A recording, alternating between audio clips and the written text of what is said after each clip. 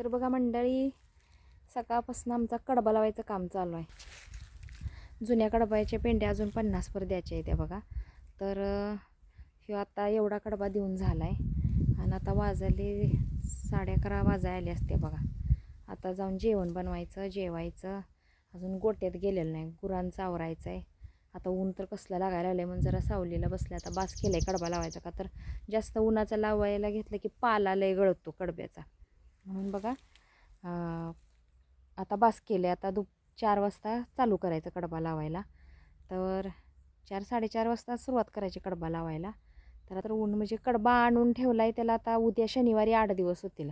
पण आता आणि पाऊस सांगितला आहे बघा. पाऊस जर पाडव्याच्या ह्याच्यावर पडला तर ही वैरण भिजून जाईल. ही वैरण तर आपल्याला वर्षभर गुरासनी म्हणजे पुरवायची, म्हणजे रचून ठेवायची. कडबा चांगला लांब मोठा आहे, लांब लचक. मग असा मोठा कडबा असला की त्याच्यावर मीठ टाकून बघा चांगला असं व्यवस्थित थर लावली, ती रचलाय. आणि आता बास केलं आहे बघा, का तर ऊन लई लागायला लागलं आहे आणि कट्टाळा आला आहे आता. का तर ही रानातलं आपलं महत्त्वाचं काम झाल्याशिवाय तरी काय बघा. तर काम पाऊस आला, आता पाडवा पाक आलाय जवळ. पाऊस जर पडला, वैरण भिजली तर नुकसान मात्रच होणार ना वैरणीचं. वैरण काळी पडती, गुरं वैरण खात नाहीत. मग असं आपलं एका जाग्यावर रचून ठेवला गंज लावून.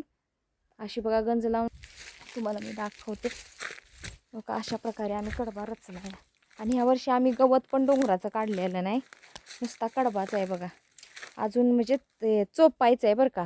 ती चोपणं असते त्यांना असं एक लेवल असं चोपून व्यवस्थित करते ती बघा. खालच्या व्यवस्थित चोपलेली आहे त्या. तर ही वरचा अजून थर लावायचं. पण आता लईच ऊन व्हायला लागलं आहे आणि उन्हानं कडब्याचं पाला गळतो, म्हणजे असं पडतो वाळायला.